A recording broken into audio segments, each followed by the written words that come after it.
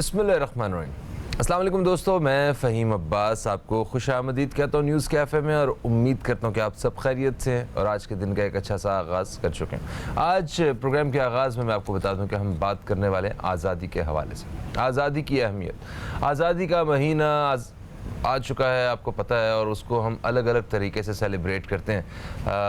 बचपन से ही हमें आज़ादी का महीना जैसे ही आता है या आज़ादी का दिन आता है, जब यौम आज़ादी 14 अगस्त, तो हम झंडे लगा के, झंडियाँ लगा के, किसी का कुछ अपना अंदाज़ होता है, कुछ ऐसे नौजवान जो बाइक के साइलेंसर निकाल के भी आज़ादी को सेलिब्रेट करते हैं, कुछ बहुत गैर मुल्की गाने लगा के बहुत ज़्यादा गाड़ियों में वो भी आज़ादी को सेलिब्रेट कर रहे होते हैं। एक्चुअली ये आज़ादी है क्या? आज़ादी का मतलब क्या है? क्या किसी भी क़ानून से आज़ाद हो जाना ये आज़ादी है, या मतलब सब कुछ अपनी मर्ज़ी से करते रहना इसका नाम आज़ादी है, या कुछ क़वानीन के बीच में रह के आज़ादी को महसूस करना ये आज़ादी है? आज़ादी के हवाले से आज हम अपने प्रोग्राम में बात करने वाले हैं। आज ये एक मालूमाती गुफ्तगू होगी और हमें वाकई उस नेमत का हम सही मानों में अंदाज़ा लगा सकेंगे। जिस तरह आपने देखा है कि कई ऐसी कौमें हैं जो कई दहाइयों से सिर्फ़ आज़ादी की जंग लड़ रही हैं। वो कौमें अपने बच्चे कुर्बान कर रहे हैं, पता नहीं कितना खून बहा चुके हैं आज़ादी को हासिल करने के लिए। क्या ये वाकई इतनी कीमती चीज़ है और हमारे पास है ये? तो क्या डिफरेंस है उस आज़ादी का? सही मानों में फ़ायदा क्या हो सकता है? हमें सबसे पहले इस चीज़ का एहसास होना और पता होना लाजमी है। इसी हवाले से बात करेंगे। मेरे साथ स्टूडियो में मौजूद हैं जनाब प्रोफेसर सलमान राजा साहब। आप माहिर शऊर हैं, एक प्रोफेसर हैं, एजुकेशनिस्ट हैं। आपको खुश आमदीद। अस्सलाम वालेकुम, कैसे हैं आप? वालेकुम अस्सलाम, अल्लाह का शुक्र है। भाई आप कैसे हैं? मैं भी बिल्कुल ठीक ठाक हूँ। आपको भी आज़ादी का ये महीना मुबारक हो। मुझे ये बताइए कि आज़ादी बुनियादी तौर पे है क्या? भाई आज़ादी को की जो बुनियादी तारीफ़ है उसको हम दो हिस्सों में तकसीम किए लेते हैं। एक तो वो आज़ादी जिसके बारे में हम कॉमनली बात कर रहे हैं और जिसको मना रहे हैं हम लोग, यानी कि जिस्मानी आज़ादी, हमारा मुल्क जो है वो आज़ाद हो गया। ठीक है। इसके जो शऊरी मायने होते हैं वो ये होते हैं कि हमें एक ऐसी जगह जिसको हम मुल्क कहते हैं, जिसकी बाउंड्री का हम तयन कर सकते हैं, हमें एक ऐसी आज़ाद जगह चाहिए जहाँ हम अपनी मर्ज़ी, यानी कि हमारी कौम बहैसियत कौम अपनी मर्ज़ी के मुताबिक रह सके, और रहने से मुराद इर्तिका कर सके। यानी कि हम यहाँ पे अपने कवानीन लगाएं और उस कवानीन के तहत हम अपनी कौम को इर्तिका कराएं, ग्रो कराएं। तो ये आज़ादी हासिल करना बुनियादी हर किसी का हक होता है, जिसकी वजह से सारे आपने जैसे जिक्र किया बहुत सारी कौमें अभी तक आज़ादी की जंग लड़ रही हैं। वो बेसिकली यही चीज़ हासिल करना चाह रहे हैं कि वो जगह तयन कर लें जहाँ पे वो अपनी मर्ज़ी के कवानीन लगा के इर्तिका कर सकें। एक तो इसका ये पहलू है।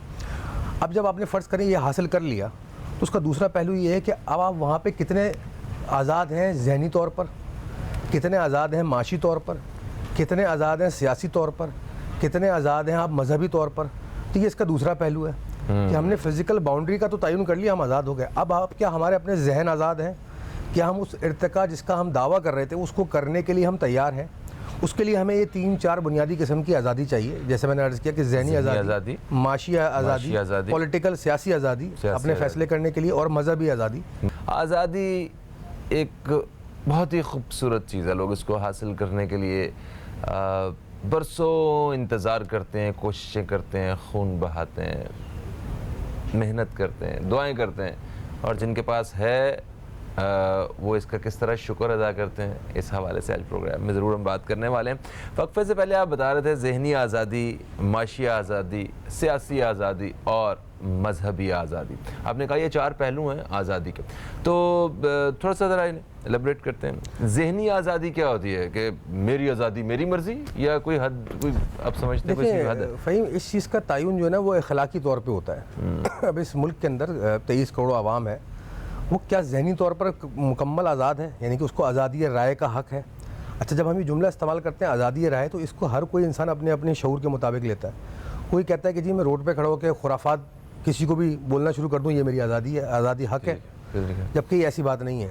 लेकिन किसी हद तक अखलाकी तौर पे आपको इजाज़त हो अपनी राय देने की, आपको अपना नज़रिया रखने की। मैं मुल्क को इस तरह आगे बढ़ता हुआ देखता हूँ, ये मेरी राय है, आपकी राय मुख्तलिफ हो सकती है। ठीक है। अब اخلاق اور ادب کے دائرے میں رہتے ہوئے اگر قوموں کے اندر یہ رائے دینے کی آزادی ہے تو اس کو ذہنی طور پہ آزاد کہیں گے. تو اخلاق اور ادب کا جو دائرہ ہے، وہ جو قوانین ہیں جن کو ہم نے فالو کرنا ہے، اس کا مطلب ہے کہ قوانین کو مانے بغیر آپ آزاد بھی نہیں ہیں. یہ قوانین جو ہوتے ہیں، فہیم آپ نے صحیح کہا، لیکن یہ قوانین جو ہے کوئی ریٹن قوانین نہیں ہوتے، یہ اخلاقی قوانین ہیں. یہ ایک مائنڈ سیٹ ہوتا ہے، ایک قوم کا اجتماعی شعور ہوتا ہے، وہ ان قوانین کو سیٹ کرتا ہے.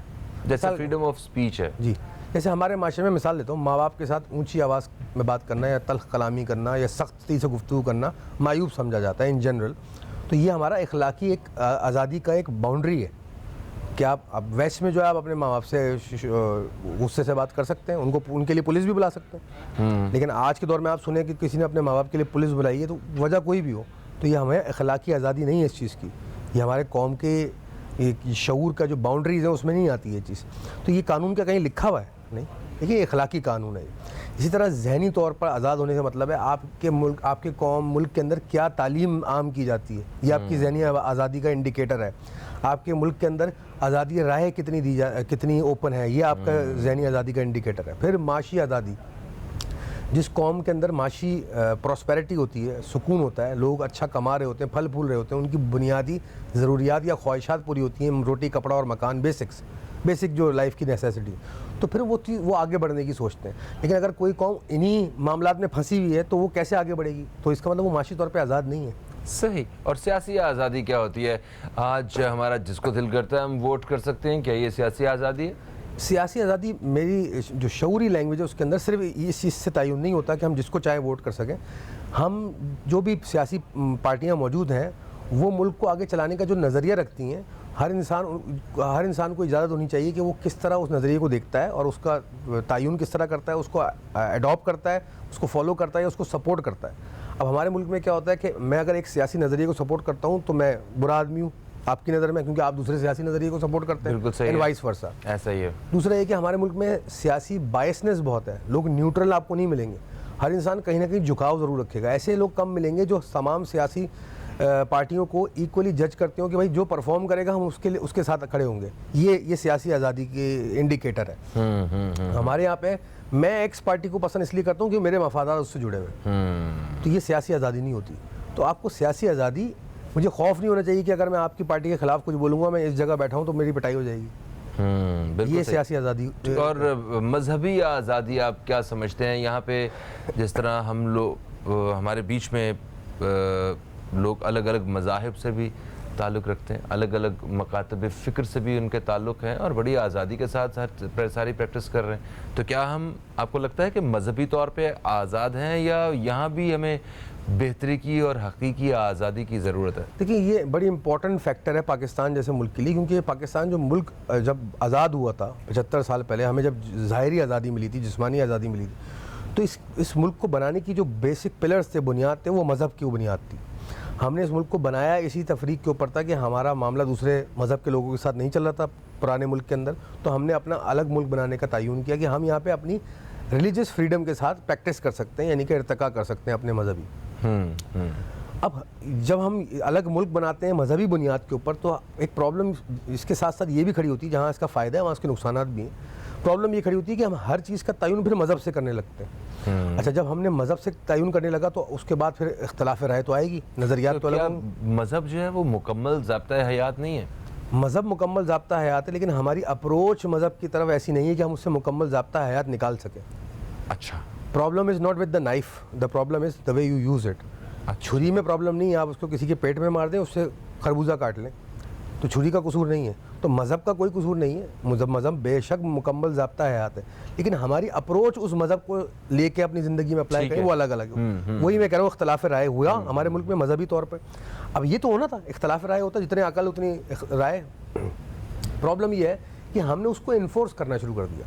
اب میں ایک مکتب فکر کا گروپ ہوں اور میں زیادہ فزیکلی طور پہ میری تعداد زیادہ ہے، تو میں نے باقی کم تعداد والوں پہ انفورس کرنا شروع کر دیا. یہاں پہ مذہبی آزادی کا انڈیکیٹر آتا ہے کہ ہم ذہنی طور پر اور مذہبی طور پر آزاد نہیں ہیں.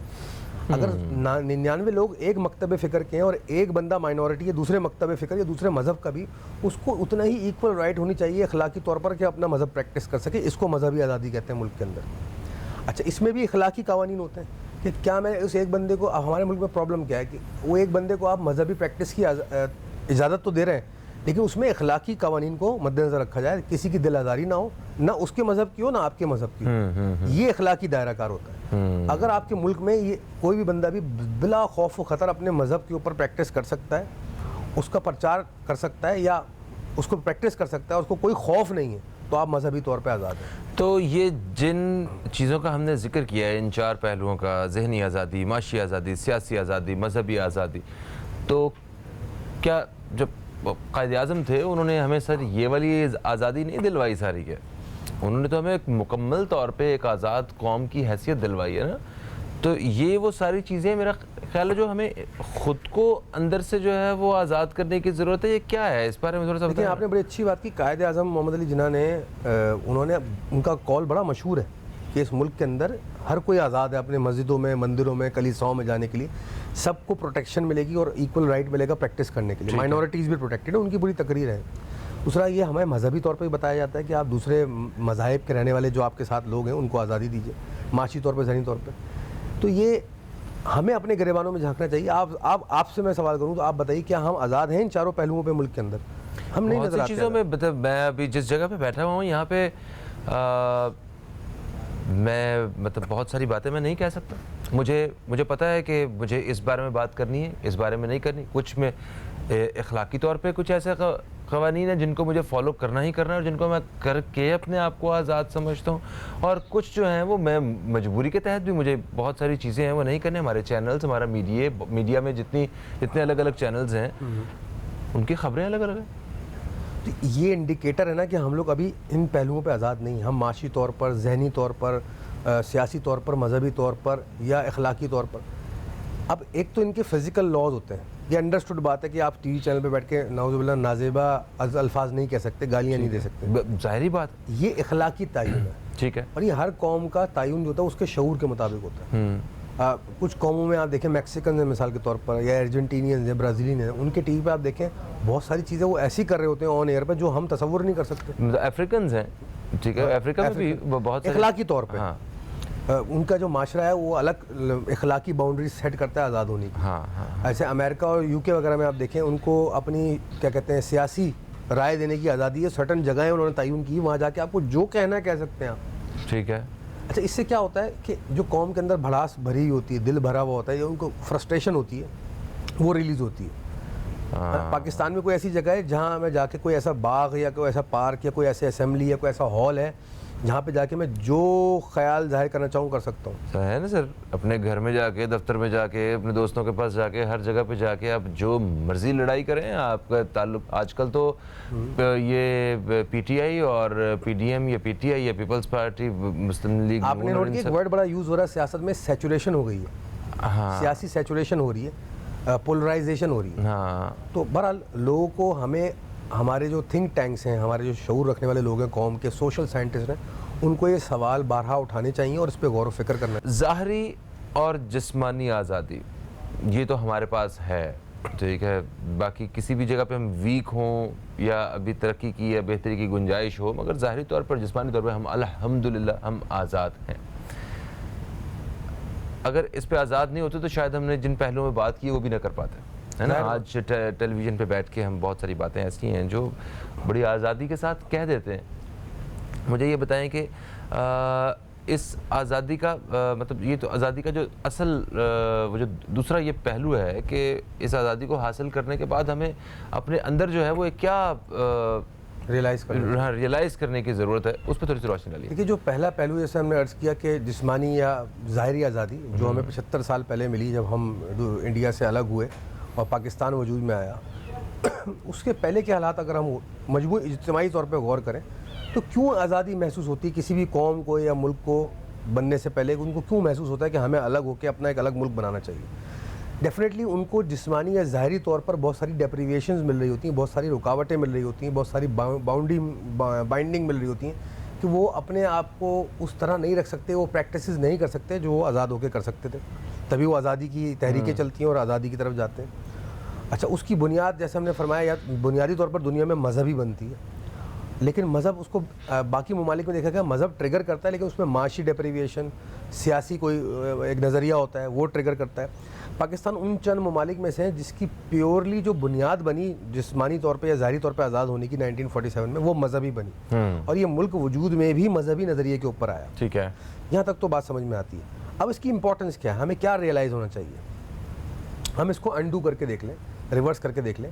ان ممالک کو اپنے پڑوس میں ہی دیکھ لیں کہ وہ ممالک جہاں پہ ایک کثیر تعداد میں ایک مذہب پریکٹس کرنے والے لوگ رہتے ہیں، ٹھیک ہے، اور ان کے ساتھ زیادتیاں ہوتی ہیں، ان کو نہیں کرنے دیا جاتا، ان کو آزادی نہیں ہے، ظاہری آزادی نہیں ہے. جیسے بھارت میں ہے، جیسے ہے وہاں پہ، اس میں کوئی شک نہیں ہے. بہت بڑا ملک ہے لیکن اس میں ہے 30 کروڑ سے زیادہ مسلمان ہیں، لیکن ان کے ساتھ زیادتی ہو رہی ہے. جی اپنے آپ کو سیکولر کہنے والا ملک ہے، مگر پھر بھی انہیں اپنے مذہب کے علاوہ کسی دوسرے مذہب کی پریکٹس ہوتے ہوئے دیکھنا قبول نہیں ہے. پیور آبزرویشن ہے، وہاں پہ ہے. اگر وہاں کے 30 کروڑ لوگ جو ہیں ان کو الگ ایک ملک دیا جائے، وہ سکھوں کے ساتھ یہ ہو رہا ہے، وہاں پہ سکھ بھی 10-15 کروڑ سکھ وہاں بستے ہیں. تو یہ چیز تو مین ٹریگر کرتی ہے، اور پاکستان کے ساتھ بھی یہ ہوا. اب ہمیں ریئلائز کیا ہونا چاہیے کہ امیجن کریں آپ کو ہم واپس اس اسٹیٹ میں چلے جائیں، یہ یہاں پہ ہم پر قوانین لاگو کر دیے جائیں کہ ہمیں جو ابھی آزادی ملی ہے مذہبی اور پریکٹس کرنے کی ظاہری آزادی، یہ جیسے کرفیو کا ماحول ہوتا ہے. اگر آپ کبھی گزرے ہو ہم اس یہ کووڈ میں ہم نے ویسے بھی دیکھا بھی ہے، لاک ڈاؤن والی سچویشن جو ہوتی ہے، اگر آپ آزاد نہیں ہو تو سمجھ لیں آپ کووڈ یا کرفیو جیسی سچویشن میں ہوں گے.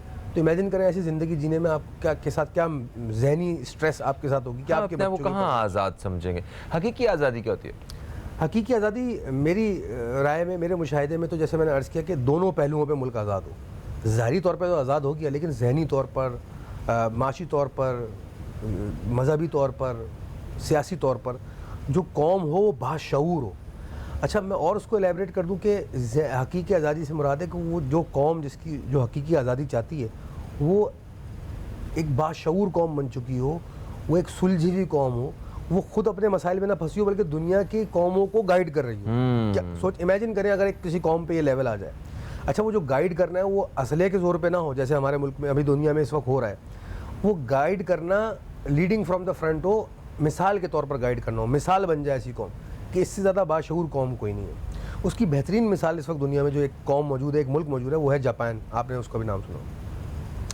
جاپان کی ٹیکنالوجیکل ایڈوانسمنٹ اپنی جگہ رکھ لیجیے سائڈ میں، اس کی قوم کو اگر آپ اسٹڈی کریں تو بہت باشعور لوگ ہیں. اچھا اس کے علاوہ ٹرکی ہمارا برادر ملک ہے، اس کی قوم کو اگر آپ اسٹڈی کریں تو وہ بہت ہی پسماندگی سے نکل کے پچھلے 20-25 سال میں بہت باشعور قوم بن کے سامنے ابھر کے آئے ہیں. اس میں ان کے پاس ذہنی آزادی، ان کے پاس معاشی آزادی، ان کے پاس سیاسی آزادی اور مذہبی آزادی، سب کچھ. اگر آپ ٹرکی آپ کا جانا ہو کسی کا تو وہ جا کے دیکھیں، وہاں ان کو اسٹڈی کریں.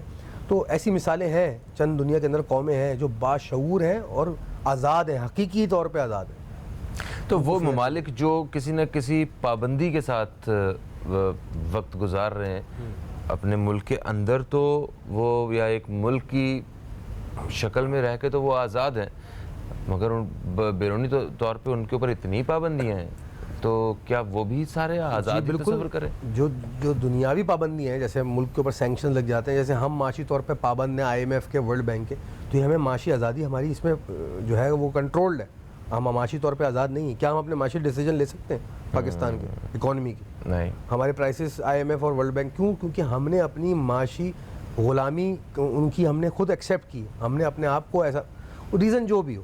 تو پھر مطلب ہم لوگ ملکی سطح پہ تو ٹھیک ہے یہ، بٹ آپ کی اور میرے یا جو ناظرین ہیں یا کسی ایک انڈیویجول کے لیے تو وہ آزادی ہے کہ وہ کوئی بھی کاروبار شروع کر دے.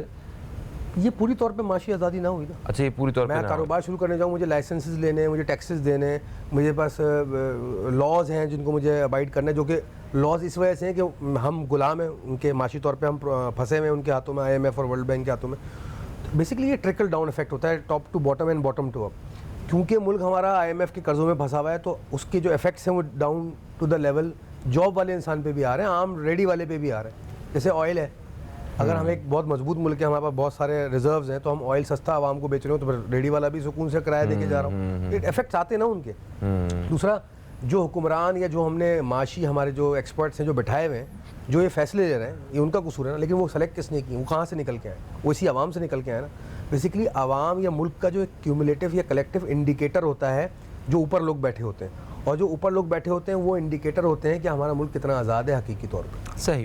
اچھا قوانین کی پاسداری کرنا یا قوانین کے ساتھ اپنی زندگی گزارنا، ٹھیک ہے, یہ کتنا ضروری ہے. اور ان قوانین پہ کوئی بھی قانون, آپ وہ ریلیجن کا قانون آپ کے لیے سب سے زیادہ سپیریئر ہے, جو یقیناً مسلمانوں کے لیے ہے.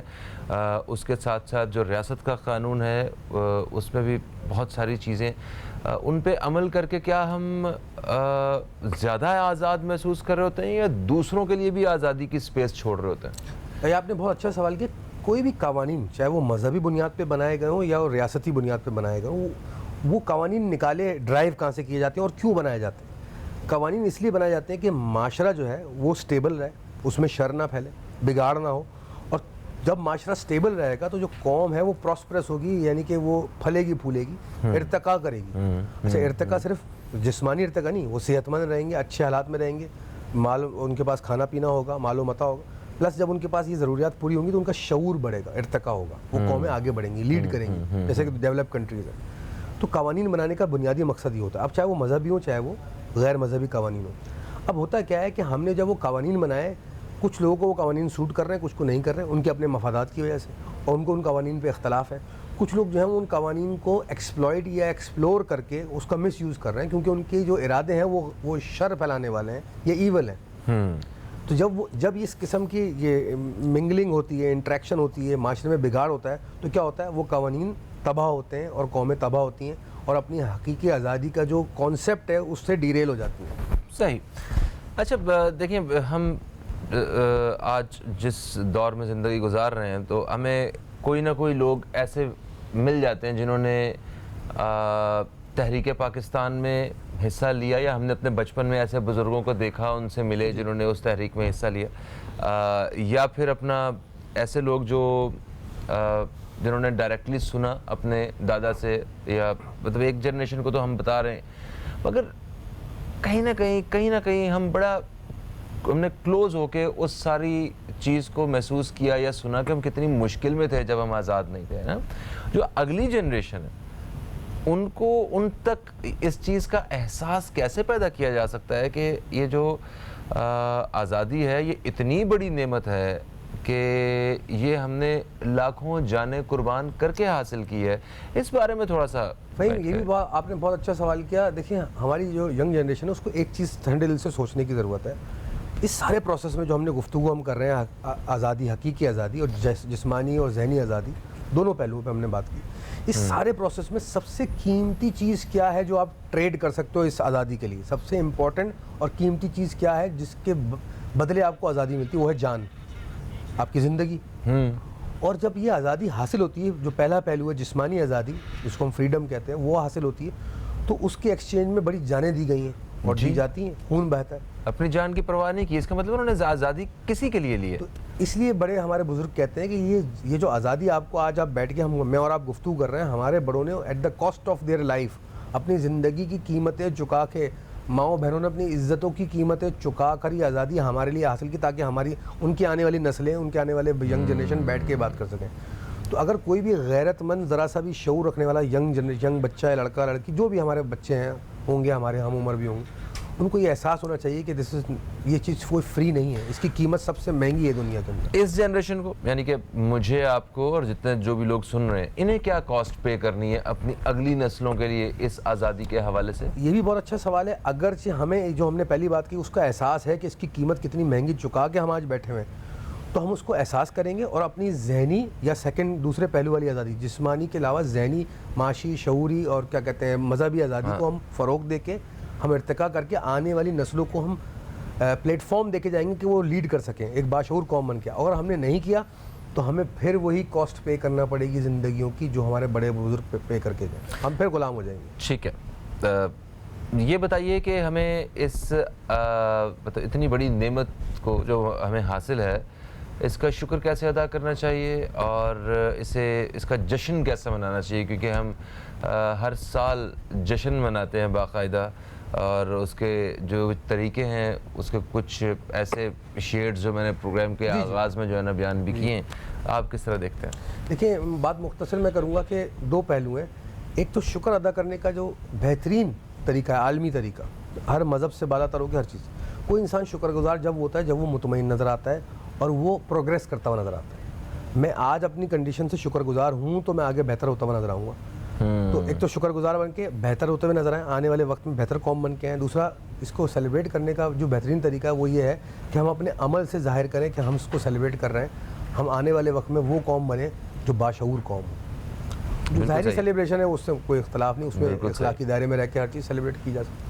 بہت شکریہ آپ تشریف لائے دوستوں. یقیناً آپ کو ہمارا پروگرام جو ہے پسند آیا ہوگا. اپنا جو آپ کا فیڈ بیک ہے وہ ہمارے فیس بک پیج پہ www.facebook.com/newscafe پہ ضرور دیجیے گا.